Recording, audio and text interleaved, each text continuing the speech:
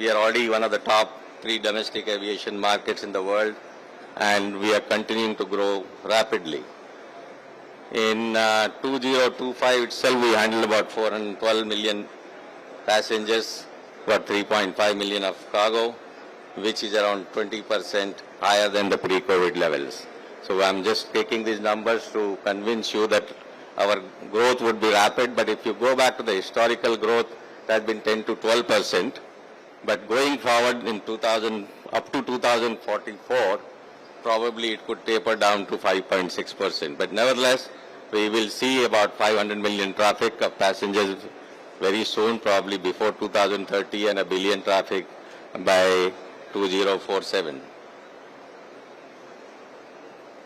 Our domestic air travel in India is expected to grow at 17% to start with year on year, and will also show a steady, very healthy demand.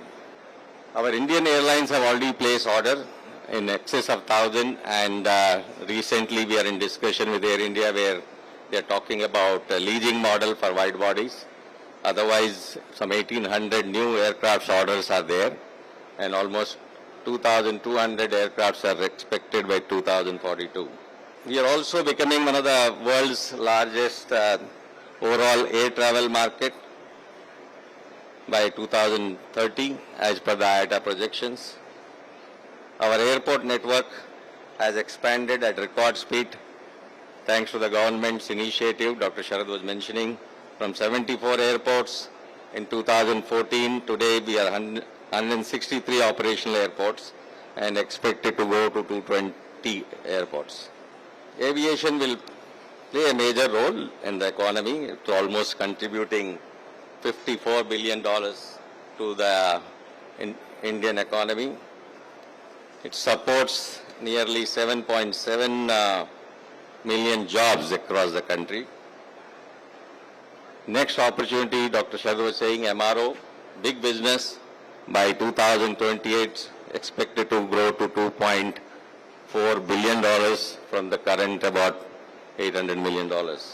Now coming to MMR as the India's primary gateway, you know, population almost touching 2.93 crores in the MMR region. Mumbai is about 1.25 crore. But it's with Mumbai 3.0 being declared recently, the growth is going to be phenomenal, especially in and around Navi Mumbai. I can foresee a sea change happening in next 10 years.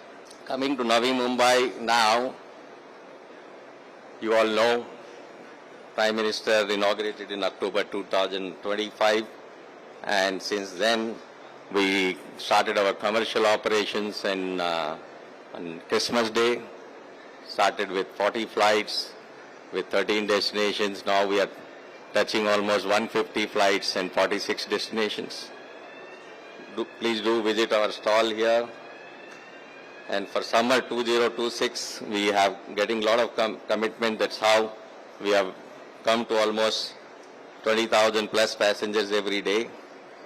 And on one given day, we touched almost 21,500 passengers on 18th of April. And our capacity is planned in phases, where in the given 1160 hectares, we are going to go to 90 million by 2032. Across the world, aviation is being reshaped by 3 powerful forces.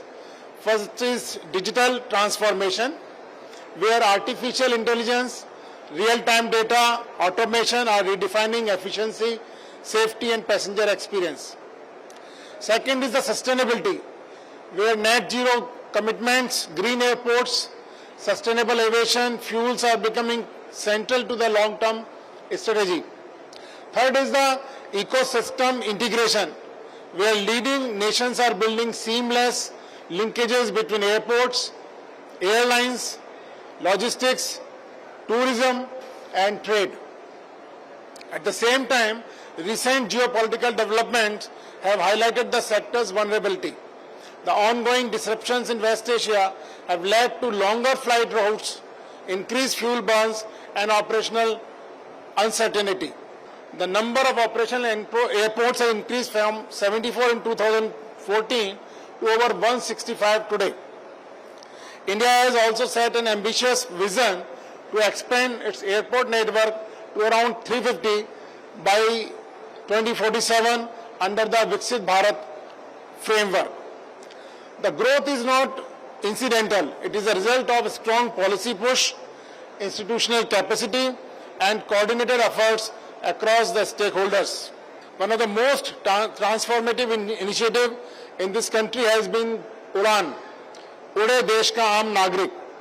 UDAN has fundamentally reshaped India's aviation map by bringing Tier 2 and Tier 3 cities into the aviation ecosystem.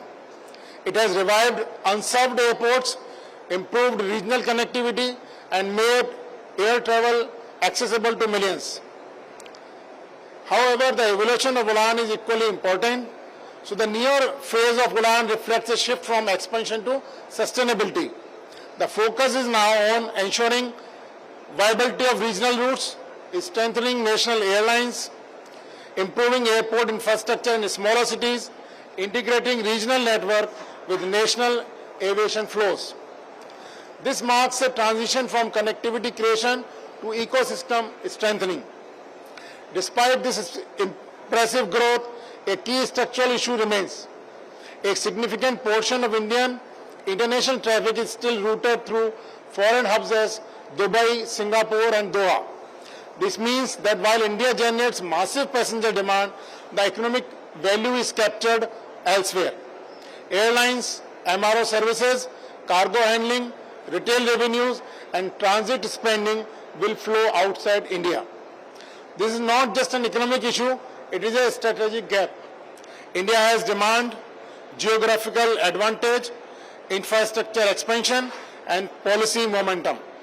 The question is not whether India can become a global aviation hub.